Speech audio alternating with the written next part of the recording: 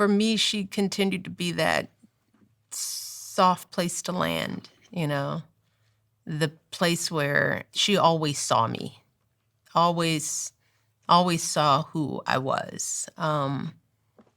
And she was that soft place for our girls. She was common sense right in the middle of the White House, you know, in that big house. People, you know, just with her sheer presence and her wisdom, you know, that old-fashioned wisdom, she was the center of that house. Everyone came to her door and sat in her room and sucked up her wisdom.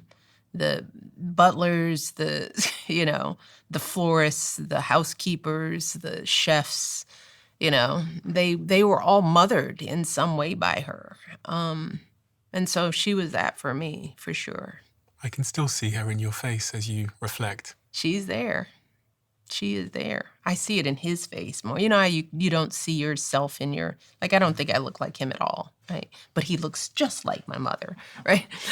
How did that loss impact the family? It's 2024, so it's fairly recent.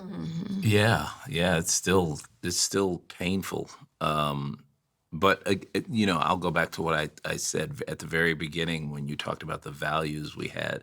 The underlying value was unconditional love, and Misha and I knew that our mom loved us, and even more importantly, she knew we loved her. She knew her grandkids loved her. So while her dying was traumatic and disappointing and sad, I always feel like she knew where we stood, and it was when she was right before she passed away, and we knew she was going to be leaving us, and I said, you know, Misha and Barack are on our way, and she was like, oh, that's nice, and she just said that. That was... Yeah. Oh, there was nothing left unsaid. Yeah. Yeah. And there's just a peace. Yeah.